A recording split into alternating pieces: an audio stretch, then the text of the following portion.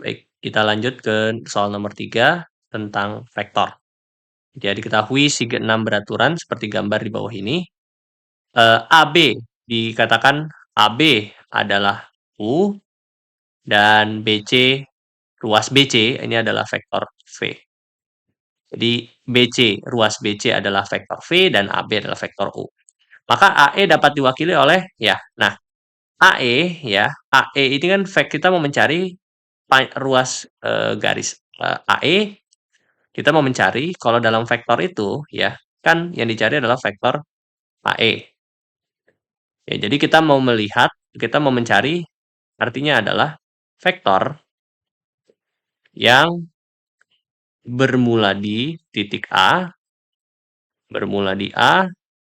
berakhir di E. Ya. Jadi bermula di titik A, berakhir di titik E. Mau bagaimanapun caranya, yang penting hasil akhirnya adalah ketika vektor tersebut kita trace, maka dia akan bermula di A dan akan berakhir di E. Mau bagaimanapun jalannya, gitu ya.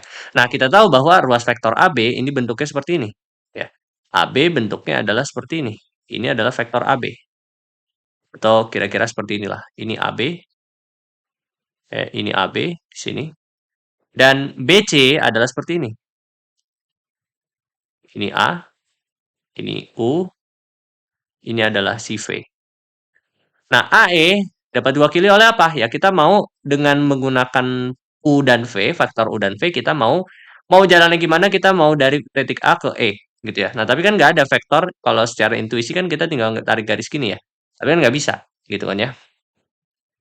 Nah, kita harus mencari vektor lain, cara lain, ya, untuk bisa capai ke situ, ya.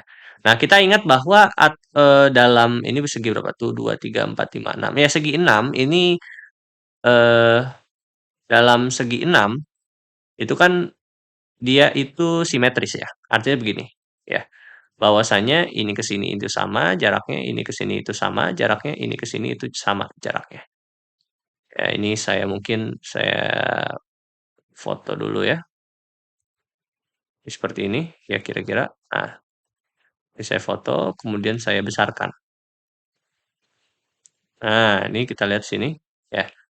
Nah, kita lihat ini gambarnya lebih bagus. Nah, AB ya kita lihat tadi kan vektor AB ini seperti ini kan ya.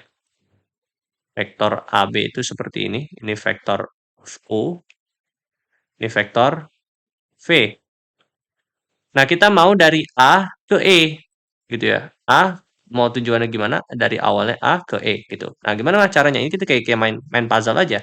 Nah, harus diketahui bahwa karena ini adalah segi 6, panjang BC akan sama dengan misalkan ini titik tengahnya, ini titik O, maka BC sama dengan AO sama dengan AD gitu ya. Jadi ini AO sama dengan BC, OD sama dengan BC juga gitu. Maka kalau kita kayak main puzzle nih ya, maka vektor BC ya, saya bisa gambar seperti ini. Set ya satu kali ya, satu kali. Nah, ini kan boleh ya. Ini dinyatakan oleh vektor apa? Ini vektor V. Kemudian kita main puzzle lagi, ini kita tarik garis ke sini, set, maka kita sampai ke titik D. Ini berarti V. Nah, berarti kalau mau kita dari titik awalnya A mau ke E, dari A ke E, kita harus kemana? Ke kiri gitu kan ya. Tapi punyakah kita vektor yang arahnya itu ke kiri? Ya, yang kita tahu adalah vektor U, ya ini vektor U ya. Kita punyanya vektor U yang arahnya kita memindahkan agar dia itu ke kiri. Nah, secara intuisi kita balikan aja 180 derajat gitu kan ya. Jadi vektor U kan awalnya seperti ini. U. Nah, kita balikan saja ya, kita transformasikan. Kita transformasikan saja menjadi seperti ini. Nanti kan akan seperti ini. Nah, gitu ya, akan seperti ini. Gitu kan ya.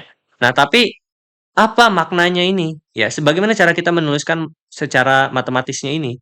Nah, sebetulnya ini kan transformasi 180 derajat dari vektor U. Nah, transformasi 80 derajat dari suatu vektor itu adalah artinya kita menambahkan tanda minus pada vektor tersebut.